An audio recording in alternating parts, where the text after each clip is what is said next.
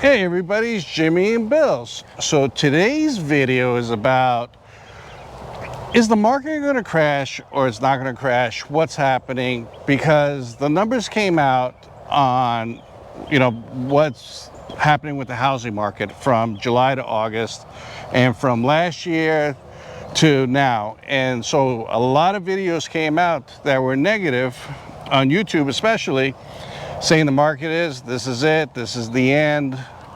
And I'm not saying it's not, because I'm not an expert, but we're trying, and we can't predict the future either. And I'm not a realtor, but Bill is a realtor. So what Bill did is, for you guys, he did a lot of research to cut through the noise to see exactly what's going on.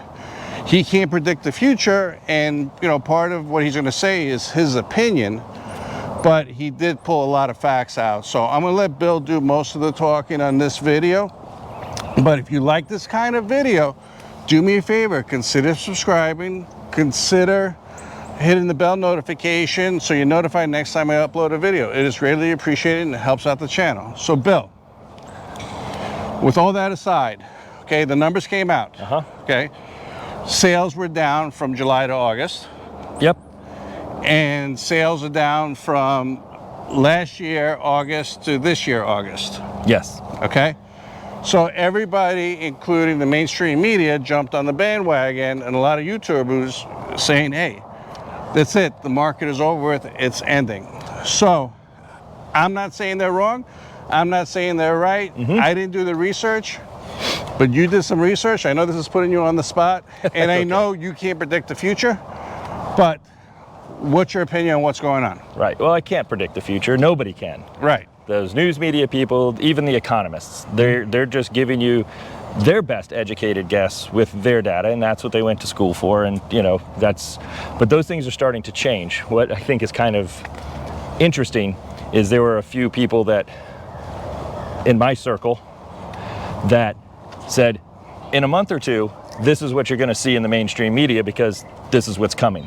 These are the economists for like KCM, NAR, things of that nature. So they kind of predicted what was going to come because the reports come out on specific dates and times. So we did see a relatively large decline between last year and this year, and even more so the year before. So what we try not to do is talk about those unicorn years or those anomaly years, because there were more homes sold than in recorded history. So when you're comparing data to 2021, 2022, it started to cool. You're comparing something that's never happened before. With the pandemic you're talking about. Right, correct. So everybody was relocating because it was work from home and all that stuff. Right, and then, interest rates that we had never ever seen before. And I call that the unicorn years too, because I know so many realtors that since they were home, they decided to study and become realtors. And including home inspectors did a lot of things too. They became home inspectors during the pandemic. But a lot of them right now are disappearing. Right. Because same thing with realtors, unfortunately. Yeah. So my question to you is, and you're going to answer it, but what do you think is happening? What's the historical data? And what we'll do is we'll just sit and relax and we'll talk about it. Okay, Bill. So I guess we should skip over the unicorn years, but that's up to you. This is, we'll touch on them, but yeah.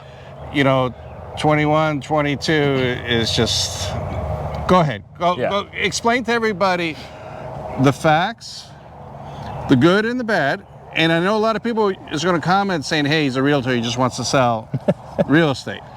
And it's true, he does want to sell real estate, but at the same time, he's not making up this data. He found it from someplace. And Bill, so explain it. Most of the data comes from like Case-Shiller, NAR. They're all the stuff that the news media is getting their data at. That's where I get my data from. We have access to all the same things. So if you just starting off with home price appreciation, maybe a little out of order, but this seems to be kind of the bigger topic, because everybody sees the home prices coming down and they feel like they're losing money, kind of like we addressed in one of the videos. The people that bought at the peak. Right, like they bought at the peak, oh my gosh, now, the prices are down like, let's 12, 13%. All this is going to be very dependent on where you live. But did you lose, if you gained 65% and you came down 12, you didn't lose money. Right, you still have you're still positive. But what about the people that bought at the peak, which was what, July of 21? 21, yeah, that was really when it was... When it was peaking. So if they sold now, they may lose money, be realistic, but they could. They could now, right? Mm-hmm. I've had a couple customers of mine that have resold, and they made a significant amount of money that bought during that time. So depending on the area, yeah, too. Their lifestyle changed a little bit, and they needed to upgrade basically. And they called and they wanted to sell, and they walked away with a significant amount of money.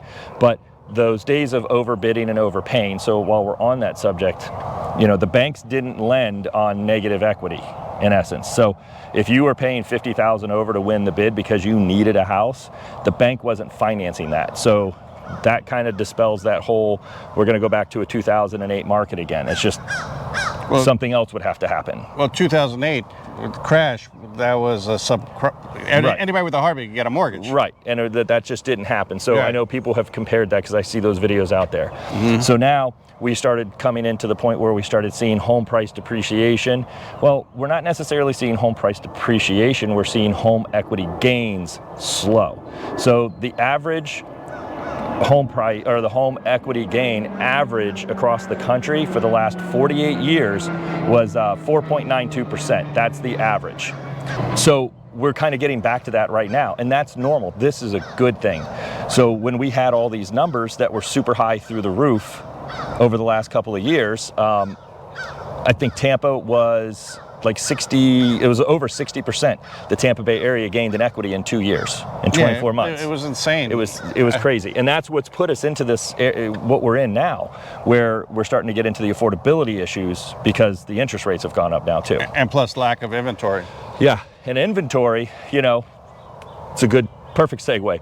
So inventory, we're right about, again, there's micro markets, and this is all around everywhere, but the average across the country is about 3.3%, and it changes a lot, month to month, week to week, but we're right around 3.3%. So if you look at inventory prior to the unicorn years, we're not far off in the grand scheme of things, but we're very, very, very low. But we were low before, that's my point. So you're saying before the pandemic, the inventory we were having an inventory problem? We already had an inventory problem. Okay. So from when the issues in 2008 took place, we started having an inventory problem, and some of that was because of builders. So the builders got hurt during that, just like consumers did, just like everybody. So if you look at the average single-family home housing units completed as far as construction goes, for 14 straight years roughly, we were below average. And doing that has hurt us, which also combines because of the interest rates. So the market slowed, all right? So with the interest rates going up, why would I change my interest rate for 7.5% unless I have to? So you're saying the big percentage of people are below 4%. So if we're talking about like the mortgage lock-in that you hear a lot about. Yeah, everybody's saying that, my rate's 3.5, 3. Right, and it is. So truthfully, 70.7% of the mortgagees right now have an interest rate lower than 4%. Wow. It's insane. That's insane. I didn't realize that. When I started digging into this data, I found it in, it's the current FHFA data, and that was a shock to me. Wow. I knew there's a lot of equity in things, but... So you're saying because of the rates, so many people have that, they're like, why should I give up my rate and go to a rate that's 7, 7.5, or 8 even? Right. Why would I do that? So why would you do that? Right. So divorce, downsizing, relocation, relocation because of work, upsizing a family, things of that nature. So there are reasons for people to sell, because at some point it just doesn't matter. Yeah, if you're moving out of state. Right. I don't know anybody that would go, well, I have a 4% interest rate, but I just got my dream job and wherever it is with its great benefits, et cetera, but I'm not going to move because I don't want to give up my 4% interest rate right now. So did we have this problem before the pandemic? The rates were higher, weren't they? Right. The rates were not higher than they are today. Right. But the rates were more on the average of like 5.5. But that wasn't an issue when it came to inventory, you're saying? No. So inventory was still low. We were at like about 4.5 months. We haven't had, so what's called a balanced market is 6 months of inventory. Right now we're at about 3.3. Mm-hmm. 6 months is what's a balanced inventory, where it's equal pressure on the buyer side and the seller side, equal leverage, right? So right now it's still a strong seller's market. The problem is the higher interest rates, but there's still people out there who are going to sell, because if you get divorced, are you going to live with the person you're getting divorced from just because you have a 4% interest rate? Probably not. I think they did a survey and some people said that they would. Oh, wow. Really? Yeah. So there's a tremendous amount of equity that Americans have in their homes right now, and they're sitting on that. So you may not get somebody who is going to take out a mortgage. So the interest rates are nothing to them. That doesn't mean anything to them. Or they're going to take a small mortgage out, so that higher interest rate doesn't affect them as much, right? So 68.7% of Americans have paid off their mortgage or have at least 50% equity in their homes. Yeah, I heard that the house valuation is the highest it's ever been in the history of the United States. I forgot how many trillions, but it was a crazy number.